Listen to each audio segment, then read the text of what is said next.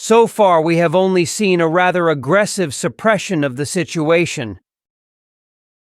Rather clumsy and unethical attempts to change the position of the Trump administration and the U.S. president personally, as we have seen during the escort of Mr. Zelensky to Washington by the Europeans on Monday of this week. We have not heard any constructive ideas from the Europeans, and the Europeans are only trying to save the United States, more or less successfully. As a participant, at least providing weapons so that Europe continues to pump up the Kiev regime with these types of weapons.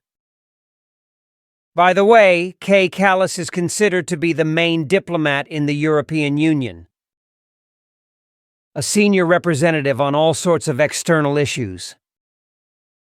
She said after the Washington meeting that the European Union would not trust any agreements with the Russian Federation. Therefore, the European Union will continue to support the armed forces of Ukraine, and the European Union will promote new sanctions against Russia, regardless of the agreements that it does not believe in. But this is not diplomacy. This is a degradation of external political methods, which in fact the European Union is limited exclusively to sanctions. We are still, of course, directly stealing sanctions, as it happened with the gold and foreign exchange reserves of the Russian Federation. Against the backdrop of all the horrors that are happening to the population of the gas sector, humanitarian disasters, Western leaders began to make some statements that they are ready to recognize the Palestinian state. Macron made the same statement. The same statement was made by Starmer, I think the Canadian Prime Minister, and the Australians. It was a week or two ago. They all said that they were thinking about declaring the recognition of the Palestinian state at the UN General Assembly. The General Assembly will take place in the last week of September. And when they made their statements, there were 2 months left before it. I have a question.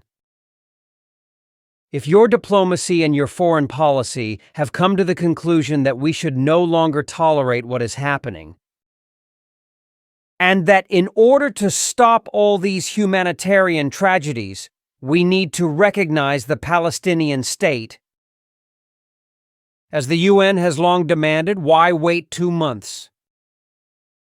Why not do it right away? And I have a suspicion that all these beautiful statements that soon, in a couple of months, we will recognize the Palestinian state are made in many ways based on such diplomatic hope. That by the time we have to fulfill this obligation to recognize Palestine, there will be nothing left to recognize. This is probably the meaning of EU diplomacy in the Middle East. I do not see it at all in Ukrainian. You asked how to prevent the collapse of this initiative of Egypt and Qatar. But I think it has already failed, because Hamas expressed its readiness to support it. Israel, as we have heard today, has refused to do so. And what should be done by Jordan, Russia, and other countries that sincerely want to steadily resolve this problem? The Palestinian problem, in accordance with the decisions of the UN, is to achieve an urgent resumption of direct negotiations. We are talking about this at the UN Security Council, at other forums, at the General Assembly. And it is fundamentally important to talk about the fulfillment of what we agreed on, the creation of a Palestinian state. Without this, it is very difficult to expect stability in the region. In the last third round, our negotiators proposed to create 3 working groups. in order to more specifically consider the points of the agenda. These groups will deal with military, humanitarian, and political issues. So far, there has been no response from Ukraine. But as a result of the telephone conversation with President Trump the day before yesterday, our president proposed not only to continue these negotiations, but also to think about raising the level of the chief delegations.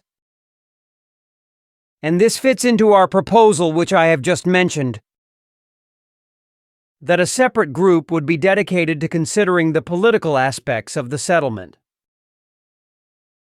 along with the military and humanitarian ones. It is clear that the reaction of the Ukrainian side does not depend on us. But since this idea was perceived positively by President Trump, we hope that he will bring it to the representatives of Kyiv and we will get a response. This would be an important step towards raising the level of the negotiations, increasing the level of concreteness, and bringing closer the key issues that need to be resolved for a stable settlement. As I said, the basic principle of Syria is that Jordan will stand with the reconstruction of the Syrian state on the basis that guarantees the security of Syria, its unity, stability, sovereignty, and the rights of all its citizens, and the safety of all its citizens. Because the success of Syria is the success of the region, and the stability of Syria is the stability of the region, and it is beneficial to us in Jordan and in all the Arab countries and beyond. The Syrian government is working with our partners in the region, with the United States, which plays a key role in the efforts to reach a solution, and with all our partners to end the crisis in the south of Syria, to solve it, to provide assistance, to ensure security and stability, and to ensure that all of Syria, north and south, is part of Syria, safe and stable for all its citizens. We believe that any step we take in cooperation with the Syrian government, in order to preserve the sovereignty of Syria, the unity of Syria, the security of Syria, and the stability of Syria, our efforts will continue with the Syrian government in this area. Thank you very much.